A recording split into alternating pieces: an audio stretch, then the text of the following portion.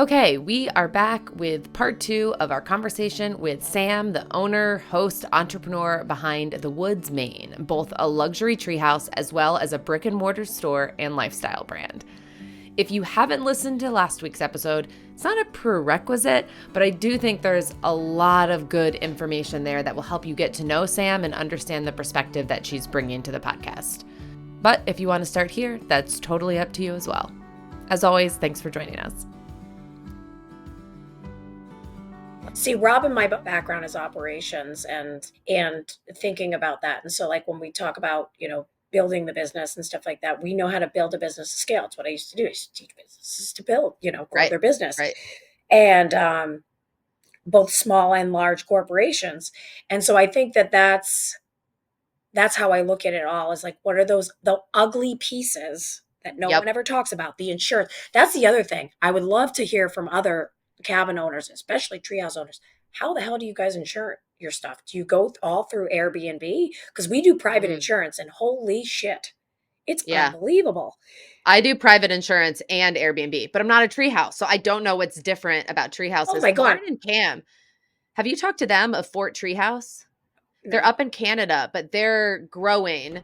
They have one treehouse, and he builds all of them. He went to school. I'm telling you, if someone started an insurance company dedicated to lowering the rates of these cabins and these, I'm putting this out there, unique build insurance, unique build insurance that doesn't break our bank just because we built it in the trees. Right. Like, yes, obviously there are some reasons why it could be a little bit more, but some of it is like astronomically crazy. Like the other thing I don't get is, how do people do hot tubs and stuff? Like we don't have a hot tub. We have the lake, but we don't provide. I want to provide kayaks and everything, but I'm also like, I don't want the liability of it. And I feel I'm one of the very few people. I'm going to get anxious if I start thinking about this, because we have a lake house with kayaks. We have 3 kayaks that we let people use. We have a hot tub at 2 of our rentals.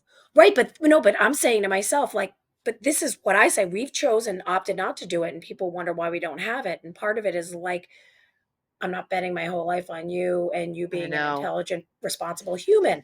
And that's cool. Accidents happen. But these are the conversations too. I feel like, one the day unsexy parts. I feel like the unsexy stuff is the stuff that I focus on. Yeah, but so many of us, myself included, don't. It's brought to my attention after the fact. And I'm like, oh, should I stop doing that? And then I'm like, but it's so fun to do that. Like, people love kayaking. I totally agree with you. And like, there's the me side that is like, yes, I want to offer this amenity. And then there's the me side that is like, yeah. Is it worth it? Is it worth it? Does the benefit outweigh the risk of, I know. Perhaps and the thing is, you are literally like one of the, there's like maybe a couple people that I've talked to that have properties and this, but this is why I was so fascinated too, is like, I'm like, how do other people do it? Because I've always done it the way that I've done it, but I don't talk to anybody about it.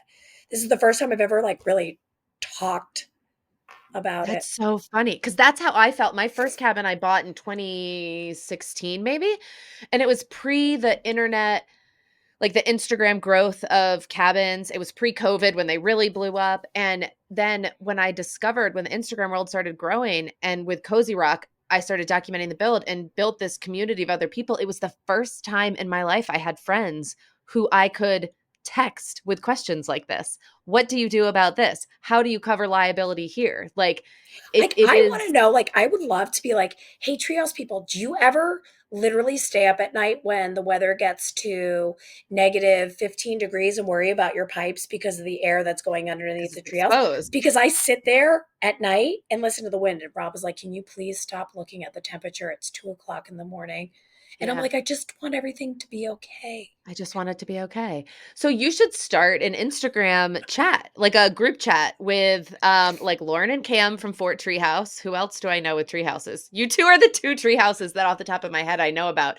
But you could find a handful of them and just start an Instagram group chat and be like, listen, if you don't want to be in this, feel free to go. I know, but like this like the other night or whatever, we had guests in here and I know that the trees bang and I'm literally like, am I going to get an email or a note in the morning that they were unhappy because the trees were banging? And like, Rob's like, I can't believe you lose sleep over this stuff.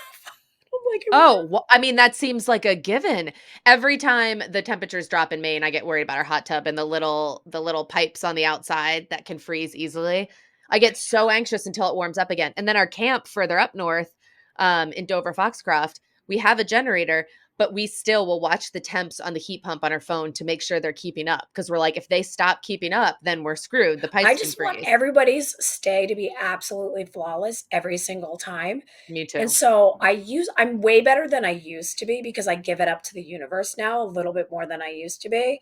Yeah. Um, but like, the other thing I do, which I think is very helpful, is I really try to travel and experience other properties that are our caliber, to give my again, life is all about perspective, to give myself some perspective and be like, you know Yeah. what, we're doing okay. Because I think as Yeah. cabin owners, it's really easy to be very hard on yourself if something goes wrong. Something we had a customer that was twisting one of the handles, and a little gasket on the inside of the thing had broke, and the whole handle came off, and water was like coming out into like the bunk room Oh my water. God.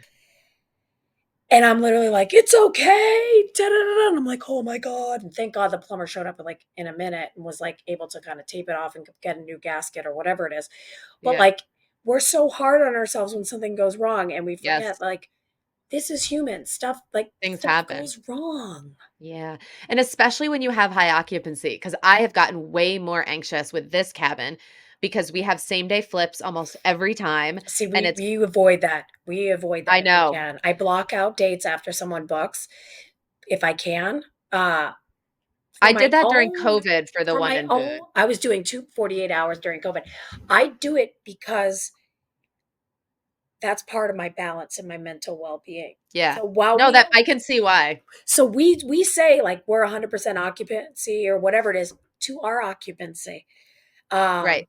Um that's the thing, is that it's interesting because I noticed that like, and plus Rob has actually stepped in because we've had so much stuff with like all the different business lines. So Rob is really like gotten pretty handy around here, which is didn't see it. I didn't know he had it in him. Don't tell him I said that. But what a value add. I'm like, he won't make it to this part in the podcast. I could talk some shit. Sean doesn't listen at all, so I can talk shit about him whenever I want. Perfect.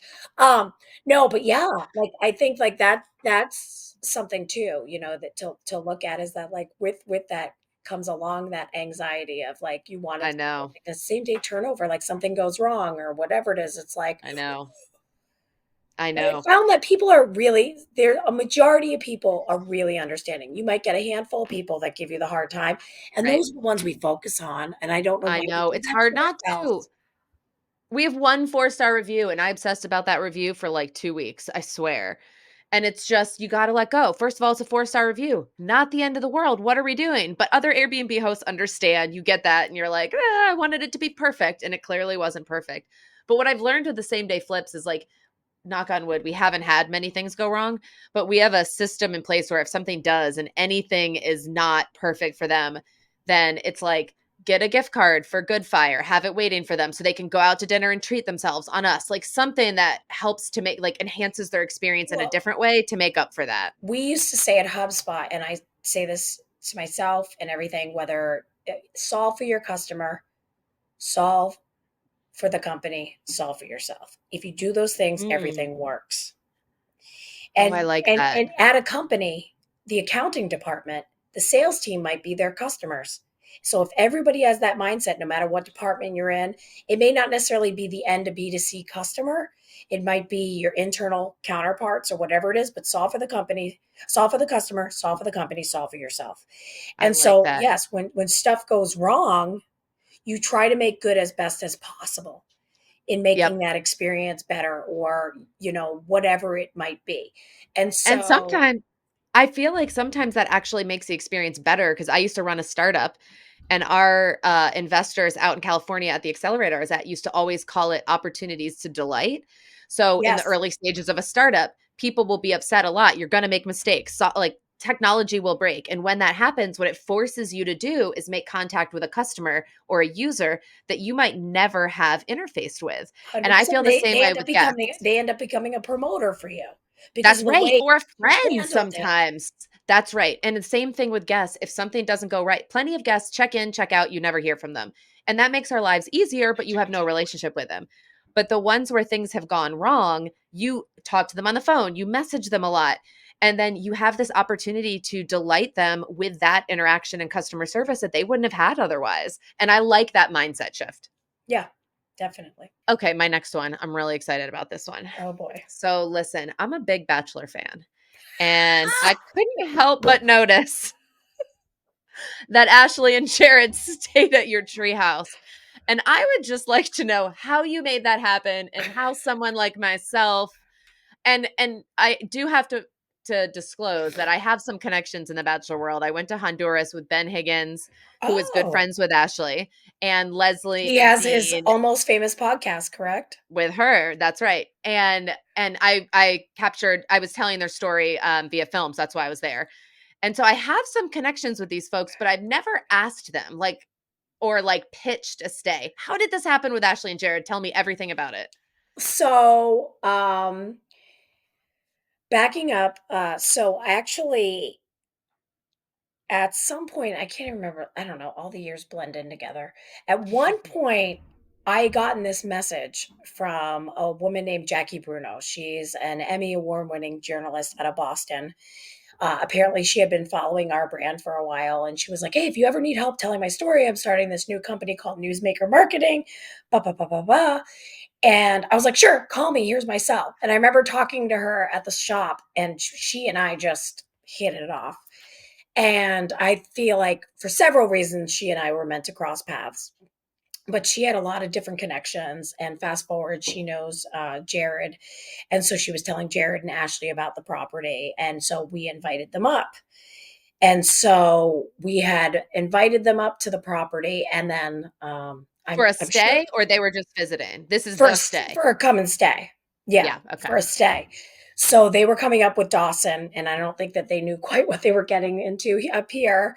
Um, but they had come up, and part of their stay, I mentioned it to a friend of mine. I'm sure you know the amazing photo Kate on Yes, Instagram. she's coming in a couple weeks to She's Cozy Rock. I amazing. can't She's wait. Yeah. amazing. I love her.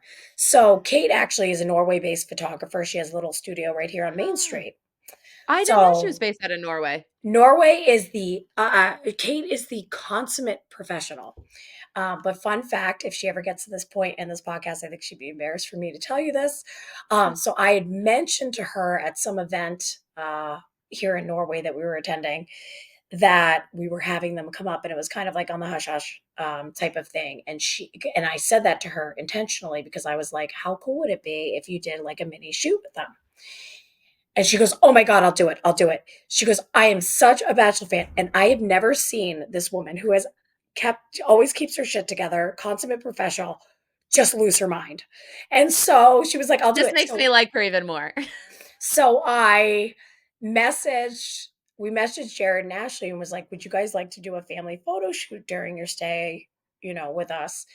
And they said, "Absolutely." So when I told Kate, I think she like almost passed out. And the day that she came up, she was so nervous. I had to like give her a beer. I was like, "Calm down. Like, this is going to be fine." But Jared and Ashley came up, and they are just like the nicest humans ever. Yeah. And probably shouldn't be saying this for insurance reasons. We let Jared and Rob take the ATVs down the property and like have the real experience. And Yeah. Rob had to tow him out of a ditch or like whatever it was. That is the real And experience. yeah, this is the real main experience. But we had them up there and do the shoot and experience it, and that was really fun because I am a Batch fan. But just connecting with them, just like as humans, there was Yeah. just certain conversations that we had that were on a deeper level at moments during their stay. We let the kids play in the backyard and stuff. Um, where I truly felt this, like for me, this is what was amazing is that I feel like they weren't meant to come up here for us. I feel like Mm. they were meant to come up here maybe for them, but what came out of it is we started going down this route of mediumship and how we work with mediums and past life Mm. regressions and all this other crazy shit. But we were talking to Ashley about it, and I was telling her about this woman, Sandy, who is the most amazing woman and spiritual guide that I've worked with.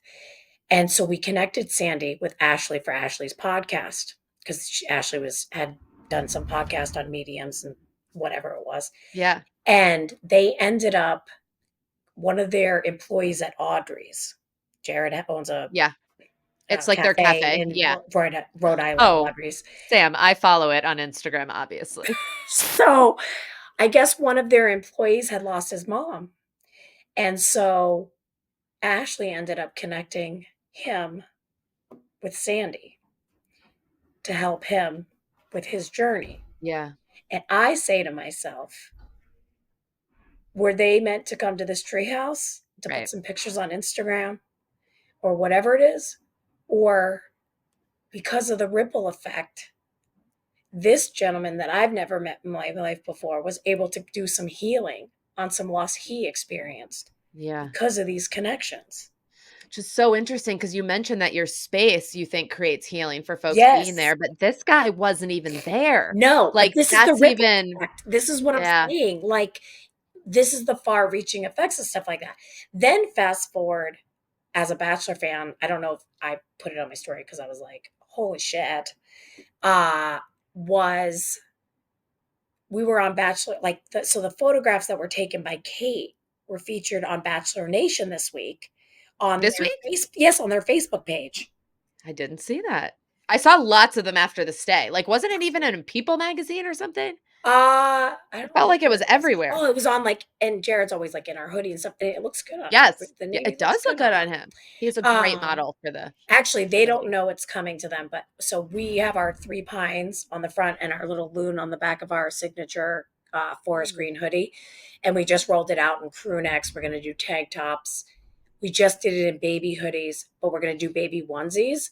And so they just stop. announced their new baby boy, but what they don't know is I'm going to put a little package together for the whole family Oh, to match, and I'm just going to ship it to them because I know I they're love that so awesome. I much. know. Yeah. But yes, so the other day I'm like going through my Facebook feed and Bachelor Nation shows up with a picture of them standing in front of the treehouse and I'm like, oh my God, made it to Bachelor Nation. I Oh my know. God. So I need to figure out how I get a bachelor couple to come stay at Cozy Rock. That I had never even considered You that know as what a we goal need? until I We saw that. need to unite. This is what it is. What we need to do is we need to unite and have Bachelor come up to Maine and Yes. we can be the fantasy suites. Oh my God. Oh my Right? God. I love this idea. We need to find a third. We need to find a third for the trifecta. And it needs to be the woods, Cozy Rock, and as the The main fantasy A-frame suites. would be good. Who else is Camp Oh, Tall Pines I love, Maine, but they're for more than Maine A-frame would be a really cool one because then I it go know. to Freeport, Bethel, and And Norway. Norway. Oh my God. So now that we have two out of the three, we need to figure it out and then we can start pitching. Can you I imagine want to one so night you're like bad. sitting there, you're like drinking wine, eating popcorn, you're like, oh my God, they're going to Cozy. I cannot even imagine. But I also, the first thing I thought was like, if there was any place that I would want to spend a fantasy suite, it would be in a cabin. And they've never done that before. So it's just like, And I like just think they would you've got the truly make the woods, best it's fantasy. elevated, Yes. cozy, elevated, A-frame, Yeah. And elevated. budget friendly. Like, you don't have to fly them to some crazy place. Like, No, come bring to them to Maine, Maine. Let's show baby. them the way life should be. Day trip down in Portland. Yes. My God, Then there's they so much. Go out on the water on like a sailboat. totally There's so much they could do. jet A skiing. cocktail hour cruise. Oh my gosh. I love this idea. Okay, I'm gonna put this in our notes. That was See, that was what we did in the world of manifesting, what we did was we set the intention, and now what we need to do is put a time frame so that the universe knows that like we would okay. ideally. So I would say like in the next 12 months, they should come to Maine and do bachelor fantasy suites in our cabins. Yes. Universe Okay. deliver. We could even pitch this for the Golden Bachelorette. And like Oh, depending, I mean, ours doesn't have it does have the loft stairs, but the first floor is fully accessible. Though I some will of say those the women people on the are in Golden way better shape I was and just men gonna than say I will ever be in my entire life. So they could probably carry me on their back up the stairs. So I'm not even it's so sweating. true. I said that and then I was like, wait, I watched the last season and I watched those women on a pickleball court. Like, I'm not worried Holy about them. crap. They would kick my ass on that pickleball. I know. Yeah. Okay, so Yeah. this brings up another question I had. I remember when I first started designing Cozy Rock and I was working with an interior designer because I'm not great at that stuff. And the first mood board she put together was very Maine inspired. And she wasn't wrong, but it was like buoys and red colors and like red and blue and like nautical Maine. And I had a gut reaction to it. That wasn't bad. It was just like, no, this isn't it. And I tried to explain to her, I feel like there are two sides to Maine. There's this nautical ocean side, and then there's this The rest of Maine. woodsy rustic side. I call Yes. it the And rest you of Maine. yeah. And you said, okay, I'm giving myself away here. I used AI to help on these questions for the first time ever because I was like, I wonder if they can find things I didn't. And it says, the woods Maine is described as a celebration of the rustic woodsy side of Maine. And they pulled that from your website. And when I saw that, I was like, okay, that's it. That's what I was trying to explain to her of what she missed. Did you think about that? And with your brand, you say, wait, one of your things says sea to something. From the seas to the trees. Yes, the seas to the trees, which celebrates both sides. Do you have a Yes, so preference that for was that one? was the seas to the trees was probably like recent as of like 2 years ago for us, where we wanted to bridge the gap between coastline and us, just to Yeah, be to really say that like the Maine woods does extend from one side to the other. It was just kind of yeah, like that type of thing. yeah. Um, so what was your question? I apologize. Oh, like which one speaks more to you? And because your brand, I think, has to kind of navigate both of them because it's a main brand. But for Ugh. you, when building the cabin, like which of those two mains speaks more strongly to you? So that's a tough one. So this is really funny. I don't think people are gonna still be on this thing at this point. Maybe. So maybe I won't be as embarrassed as I feel like I'm going to be. I own a company called the Woods Maine. I don't camp. I I did not see that coming. um I like this is my idea of roughing it. That's Okay? not bad. So, but here's the thing. When we decided to build this, we were very intentional in how we designed it too, is that I know how I like to travel. I know what the kind of accommodations I want, and I feel like that's the market that we speak to, is that people want to feel like they're outdoors and in that space, but they have the comforts that they want, which is me. Yes, And yes, that's how I designed it for something that I would want if I stayed somewhere. because you're And I not don't alone. and I don't feel like those accommodations existed off of the off coastline. Yes, In terms of the design, we wanted to pay respect to where it was being built in an area that wasn't touched in thousands of years, right? yeah, So with the decor and how we went, we wanted to strike the balance of being in the woods without it feeling like you're actually in a cabin. Um, but we also wanted to remind people that you are a 4 minute, 5 minute hike down our property to the lake. So we've got my yes, dad's fish prints in here and some of my mom's artwork. But that's really where the blues and the navies come in to yep, remind you of that water and the aquatic feel. We did whitewash walls intentionally because we didn't want it to feel like you were in a ski house in Bethel. yeah, Um, and so, from an aesthetic standpoint, I was very, very particular in the choice of colors, in how we designed it so that you felt like you were in a cabin in the woods, but you also felt like you were in a lake house. yeah, yeah. Because I feel like Lake Maine is also that was the Maine that I grew up falling in love with. Coastal Maine, my uncle always lived in Freeport, but we just stopped in Freeport for like a day and then would drive up to Sebec Lake and we would spend weeks just on the So, I lake with the love the mountains. ocean. Like, I'm an Oh. ocean Which person. is so different from the lakes of Maine. Yes, I am an ocean person, but I saw such opportunity to celebrate the rest of Maine, Yeah. because I had never experienced the lakes. I had never experienced the mountains. I had never experienced being in the woods. And so, because that wasn't inherently something that I enjoyed doing or Right. whatever, Right. I shouldn't say enjoy, hadn't had the opportunity to pursue. And Mhm. so when we bought our house up here, it was so transformative to my life that I wanted to honor that. And I wanted people to be able to, in their 2 day stay or their week stay or whatever it is, be able to get a piece of that transformation, Yeah. you know? And I think like Yeah. that was interesting. Like, we aren't lobsters and lighthouses, and we're not even like really moose. Um, as everybody goes, you're the woods, but you don't have any moose in your shop. I'm like, got some jellycat moose, but we don't have like that illustration and everything like that. And I think that for us, we really highlight the loon a lot, and I feel like the loon is like the most underrated but quintessential main thing. Like that I first agree. time you hear the loon in the summer, I you're like, agree. summer's freaking almost here. Yep.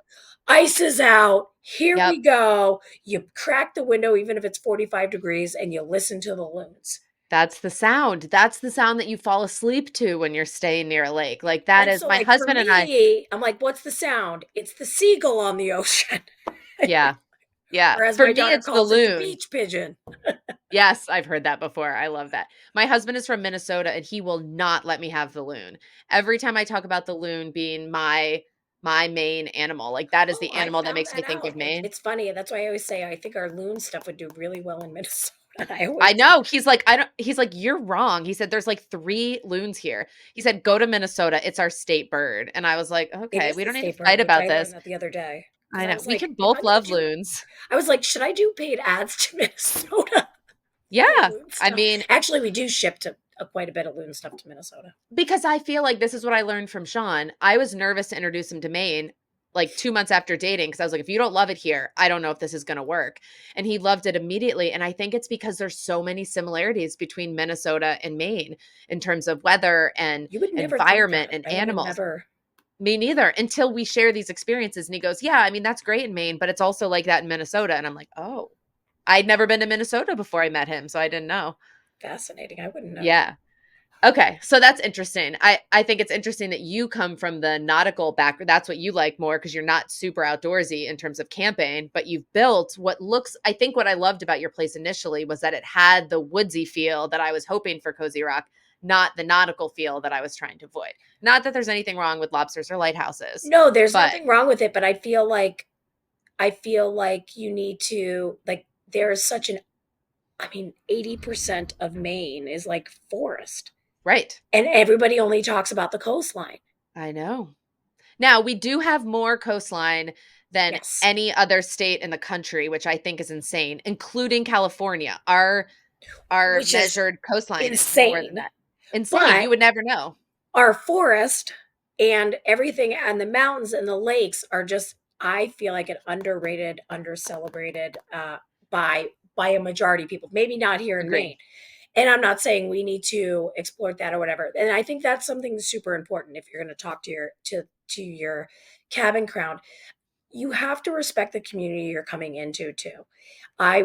I said to Anchor, I don't want this community to come in and think that you smash grab them an out of stater coming in and doing this, that, Yeah. and the other thing and taking over the town. Like that was never me. I wanted to come in and I wanted to sit back and observe and listen and understand what's important and culturally how the town operates and communicates and integrate myself into it, Yes. not change it. I was never Yeah. never looking to change anything. I'm only looking to enhance. And I think Yeah. that's important too when you think about where you're going to have set up shop for your cabin is like pay respects to the community and the people that are in That's that right. community. That's right. And I will say, I've loved Maine my whole life, but my love for Maine changed when I bought land in Maine, even as an out of stater. And I know that can be seen like there are lots Yes. of ways, and a lot of Mainers are very protective of out of staters.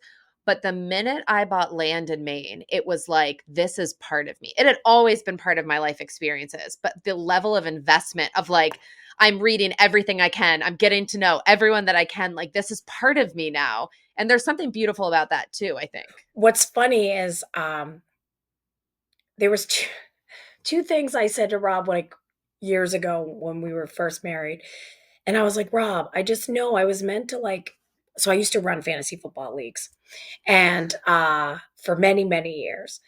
And I never thought it would come back to serve me until I started running a retail store when I realized like now my products are my lineup and now I can look at like where I'm going to put them in. And Oh, it was unbelievable training for running a retail store. That's my retail experience running fantasy football teams, doing research on players and products and margins and all of that stuff. And that's how I utilize that. But the other thing I used to feel in my soul that I always said is like, I was always, and he used to give me a hard time about this. He's like, you're not meant to do fantasy football for a living. And I'm like, I know, but like, I feel like I am. But it really wasn't fantasy football. It was a different application. The same thing with I used to tell him, I think I'm meant to be on vacation in my life. And he's like, yeah, Mm. you and everyone else is meant to be on vacation in my life. And it wasn't until about 6 years ago where it clicked. I wasn't meant to be on vacation in my life. I was meant to live in vacation land. Yes. Yes. Although I will So, but like it was interesting that like, like I didn't know it at the time, but like I felt this, like I kept hearing vacation. You need to be in vacation. You need to be in vacation. yeah. Rob was like, you and every other stressed out corporate America person needs to be on vacation. And I'm like, no, dude, it goes deeper than that. And it really was that I was meant to be in vacation land. Yes, you were. Oh my gosh, I love that. I do think I love I do think vacation land is a good motto for Maine, but I do much prefer the way life should be because sometimes I feel like, although the way you just described it won me over, because sometimes I feel like, oh, you're selling the state as a place to come and visit and then leave. And I'm like, no, no, the way life should be. This is like where you want to go. But you just described it as like, oh, you can live here and feel like you're on vacation all the time. So that's exactly, so like when we during COVID we renovated the house that we now live in on the property. And I said to Rob, I wanted to feel like when we go on, like elements of it, like when we go on vacation, because if I'm going to be working 7 days a week, when I come home at the end of the day, I want it to be like I cannot Your unplug, vacation. even Yeah. though I don't really quite do that, but I do my best. That's the dream. But but that's the thing is that like, but that's why we moved up here though, and that's why we're doing what we're doing is because life is so short. I wanted to craft a life that I could be proud of, Yeah. that I could integrate Andy into, that she could be part of the plan and be part of our life and what we're building and how we're building it. It's so important to me that we architect it intentionally. And it's not easy to do, and it's terrifying. And the finances of it are ugly at times. But Yep. also have been blessed, but I've also worked really hard to put myself in the position to take that jump and to Yeah. take that risk. It doesn't just happen. Or events that are unfortunate lead to the fortune. Right. And it's How do what what do you they do teach with it. us? It's what you do with it that Yeah. makes the difference. Yeah. Yeah, you're such a good example of that. Okay, one of the things I found in my research that goes back to the experiences that you're creating is that you offer personalized vacation itineraries. So I do not. But I have partnered with Okay. Vanessa Santarelli, who owns Your Maine Concierge. She is actually a producer and co-host of the show Maine Life. So Oh, Vanessa, which you all were on. yes. So and we've Yeah. hosted segments for Maine Life and things like that in the past, and worked with Erin on Special Spaces and Maine Food Story. But we met on Instagram years ago when we first launched the Treehouse, and she was pivotal in us building that into the experience for guests as opposed to an add-on. But that is an added benefit that we do add to the guests, that they can have like a 15-minute call with Vanessa. She can help plan. I customize itineraries based on interests during their stay. And that's not at the cost of the guest expense. We pick up that cost as part of our stay. And I think that that's things that people do miss with what our Yeah. rates are and where we are, is that Yes. that is something that we build into it. It's all part of that. But she has arranged at additional cost to the guest. She has arranged for private chefs to do, like when we first built the kitchen, we consulted with a chef that was coming in to do a private uh, meal for our opening for our very first guest. That it was friends of ours, and we consulted with him on the oven and everything because we wanted the ability to have chefs come in and do that, or massage Yeah. therapists or whatever it is. Yeah. So that is an amenity that we do offer. Okay, I love that because when I think about something we talk about on the podcast a lot is just the business model of an Airbnb and this idea. And I got this from Anime Tonkin, who's a photographer, and she describes it as the unicorn, the workhorse, and the donkey. And none of them are better than the others, but you have to know which one you're trying to be in order to create that experience. And we tried to be a unicorn from day one. That was like by design. We want this to be a special, unique experience. And so, what you're describing, I think, are the kinds of things that take a place from just your average Airbnb to some place that is truly a vacation experience. And that will cost more and there will be more investment. But as the owner, that doesn't necessarily mean I make more money off of it because I'm spending a No, lot of the cost no, on you those don't. things. You Yeah. don't. Everybody, every guest, like we personalize your experience. So when you book with us, you're going to get an email from me, and I'm going to go, hey, thanks for booking with us. I got some questions for you. One, where are you coming from? Because I'm just curious. Yeah. Two, are you celebrating anything special? Three, are you traveling with children? Do you need a pack and play? If so, do you need whatever it is? Because we'll have it in here if you need it. Do you want touchless or would you like us to come up and welcome you Mm. personally? The other thing that we ask is, do you want red wine, white wine, rosé? And then the last thing we ask is, do you want gluten free, vegan, or regular pancake mix? And Oh, then we adjust whatever the ingredients are in the refrigerator to whatever the pancake mix requires. okay.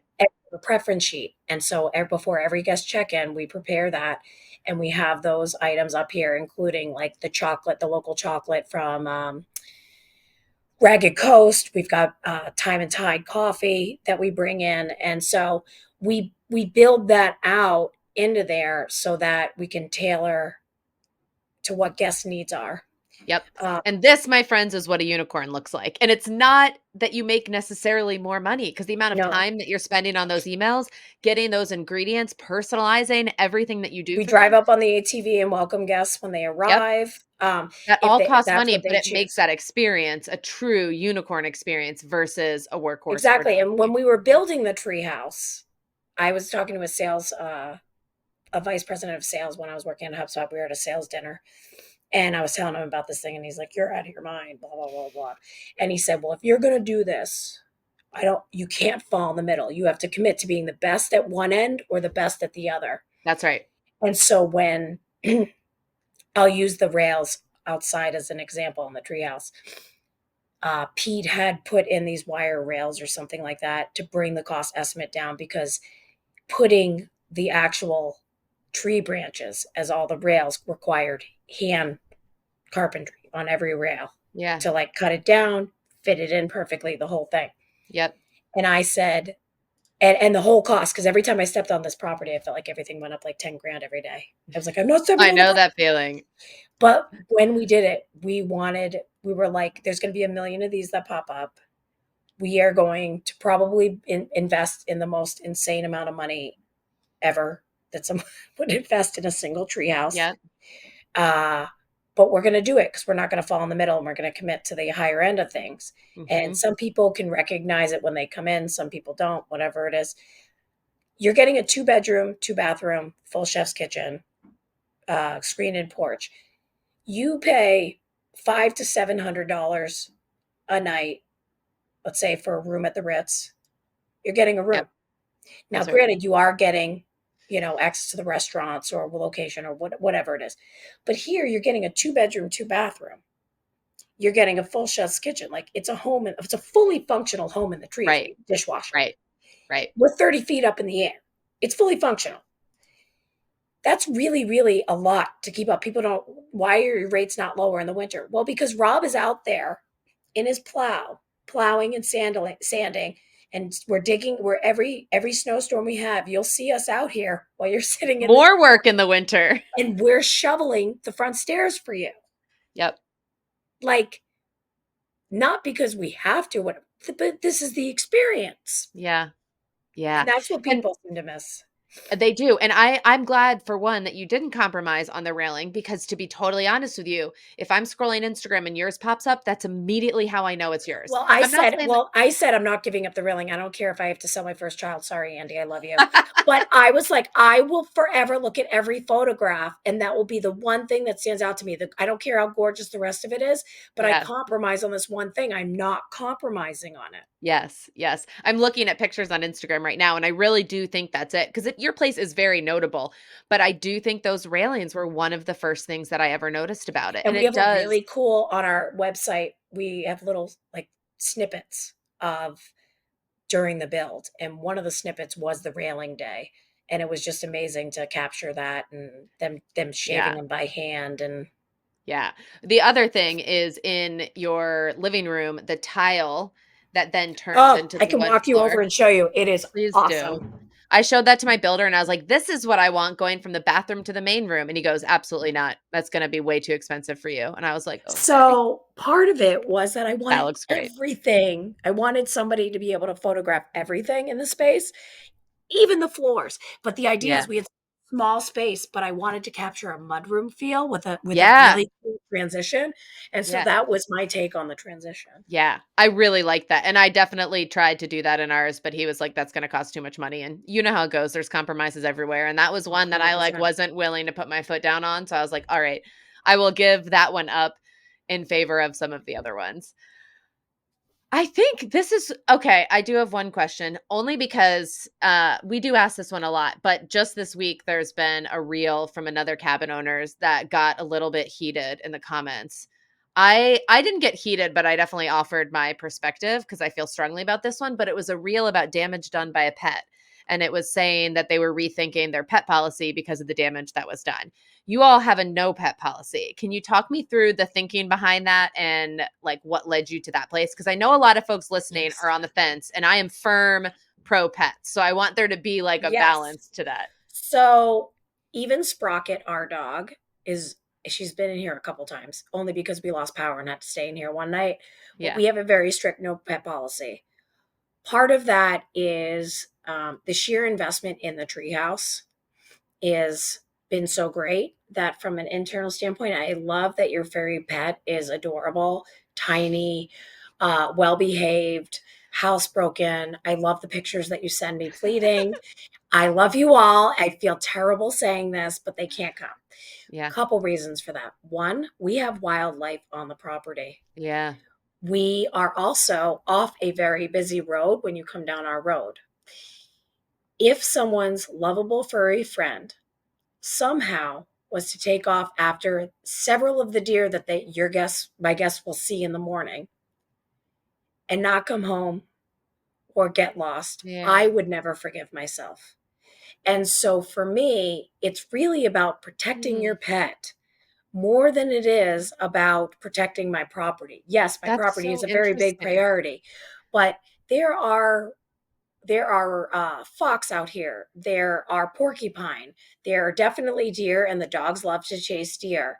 Yep. Um, your if your dog can or can't swim, I don't want to have to know that. Um, I have my dog here.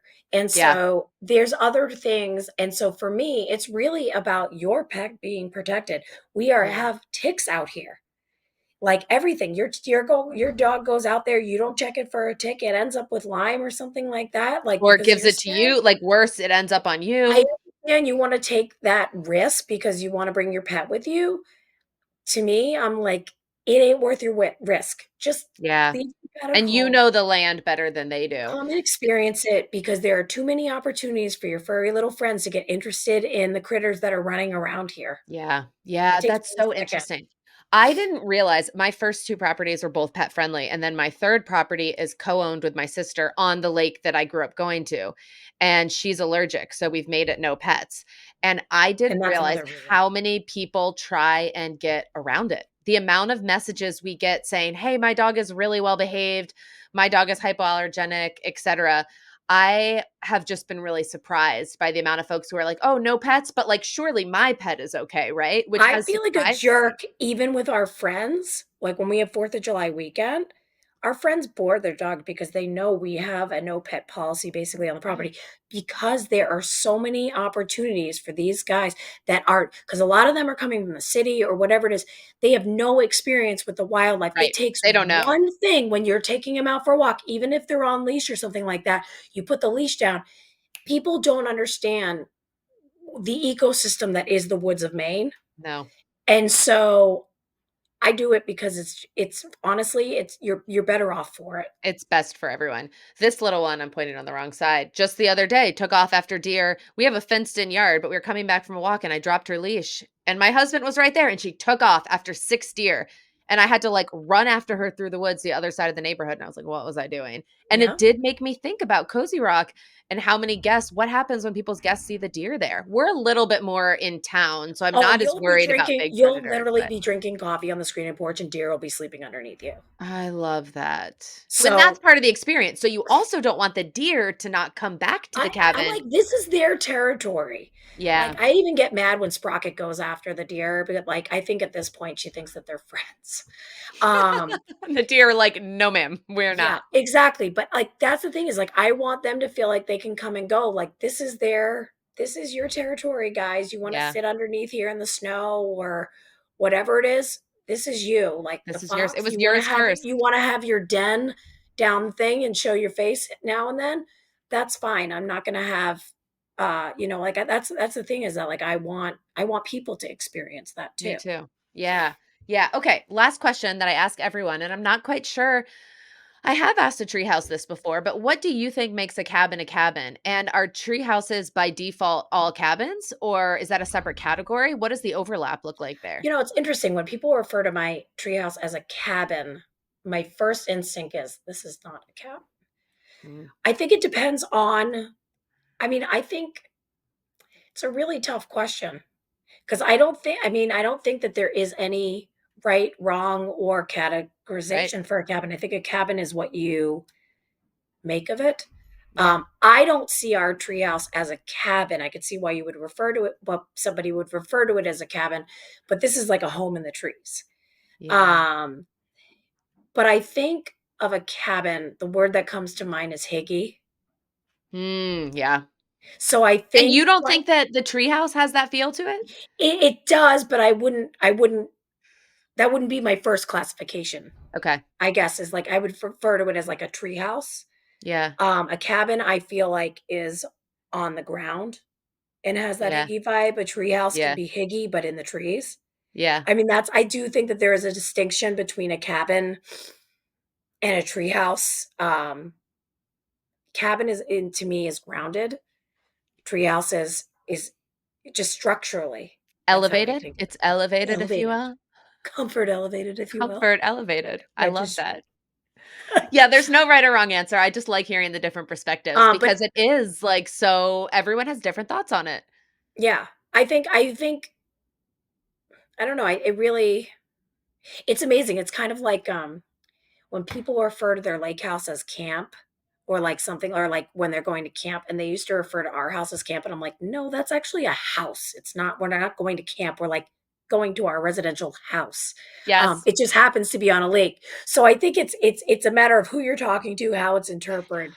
I know because we have a family camp up on Sebec Lake, but our true family camp that's been passed down generations was like tiny. Like Everyone I sleeps on think of top like of a each other. camp as like camp in the North Woods or like, Yes, camp like rustic.